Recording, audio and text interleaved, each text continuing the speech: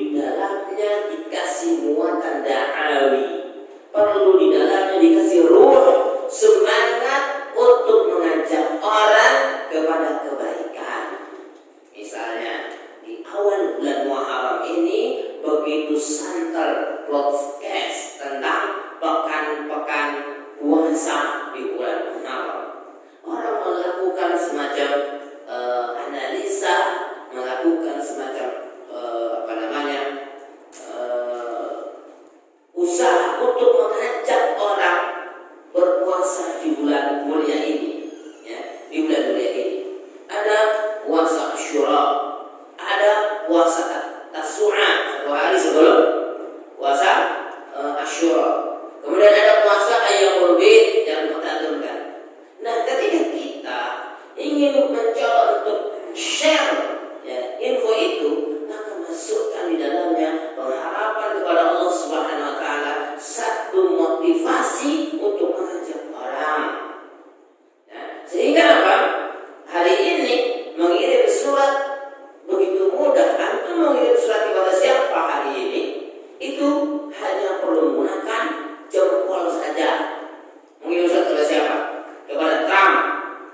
Buka aja akun Twitter resminya. Mau ngirim kepada siapa? Presiden Rusia. Mau ngirim kepada siapa? Inggris. Buka aja akun resminya. Ya, akun resminya, maka insya Allah akan sampai. Sampai bahkan beberapa kepala daerah di Indonesia menggunakan teknologi sebagai sarana untuk mencari usul-usul dari masyarakat. Ini semua telah dimulai oleh para nabi-nabi. Dimulai dari Sulaiman alaihissalam dan berhasil dengan suratnya mengislamkan Balqis. Pertanyaannya, bagaimana dengan surat yang dikirim oleh baginda Rasulullah Muhammad SAW? Syafiyur Rahman Al-Muqassir Syafiyur Rahman Al-Mubarakuri dalam Ar-Rahiq Al-Makhdum memberikan gambaran kemana saja surat itu dikirimkan.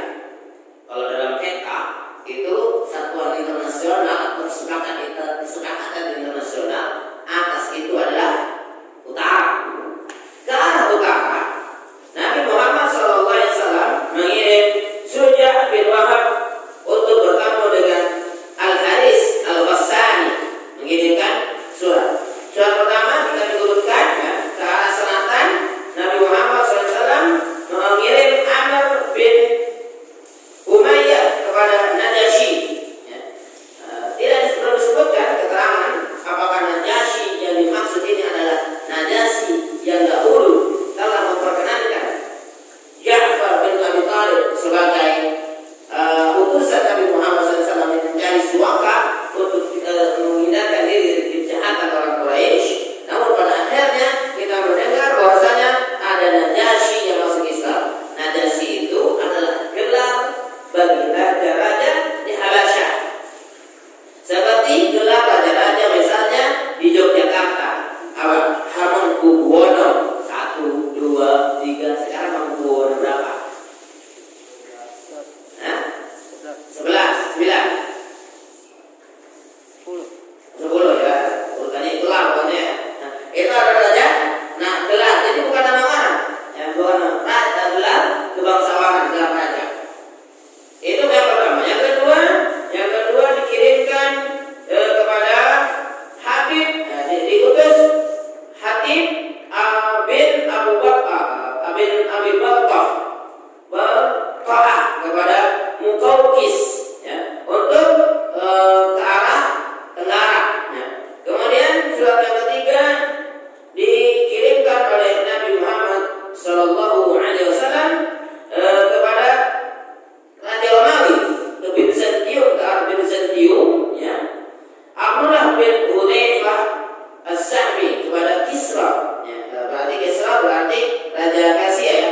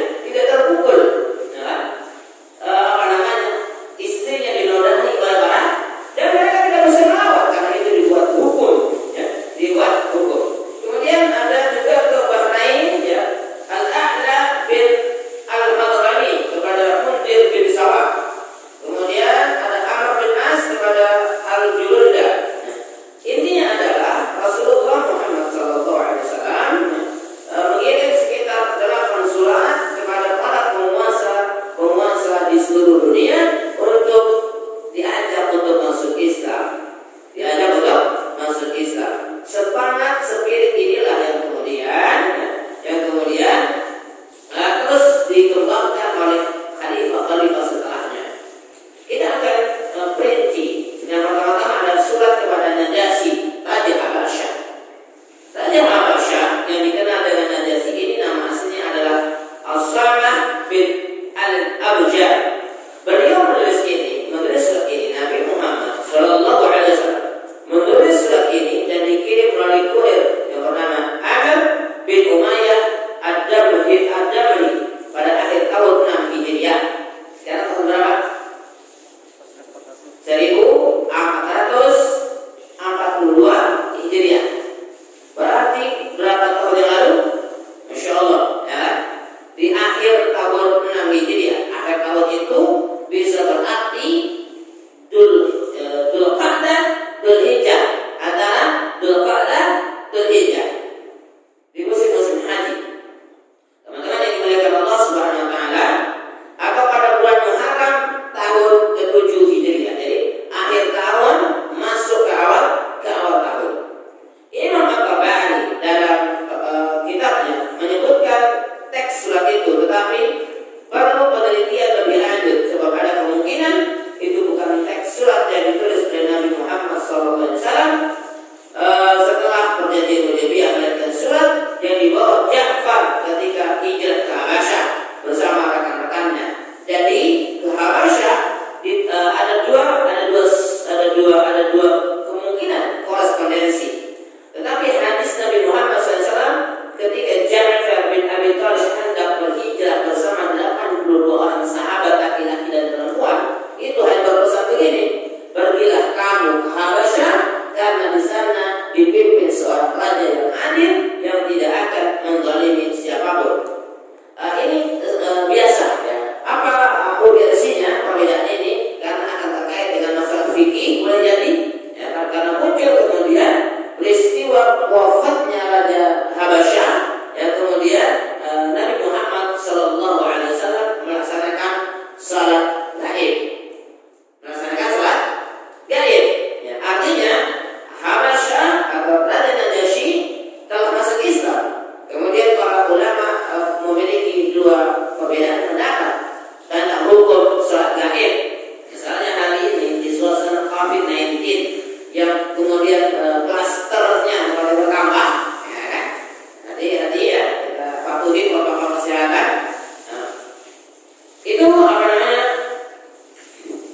Kemudian muncul hukum, ya kan? Ketika orang meninggal karena patut diduga atau kemudian semua orang yang meninggal karena patut diduga, baik itu probable ataupun kemudian disebut dengan apa? Terkonfirmasi, ya kan? Kemudian diperlakukan dengan pelayanan COVID. Ada sebagian orang yang kemudian karena dia sahabatnya, karena kan orang tidak boleh datang semaunya kerumunan massa untuk melaksanakan sholat jenazah. Maka kemudian ada sebagian orang melaksanakan sholat jenazah kepada sahabatnya dengan cara-cara gaib. Ya, itu berulang pada apa yang dilakukan oleh Nabi Muhammad SAW ketika peristiwa meninggalnya Raja Najasyi.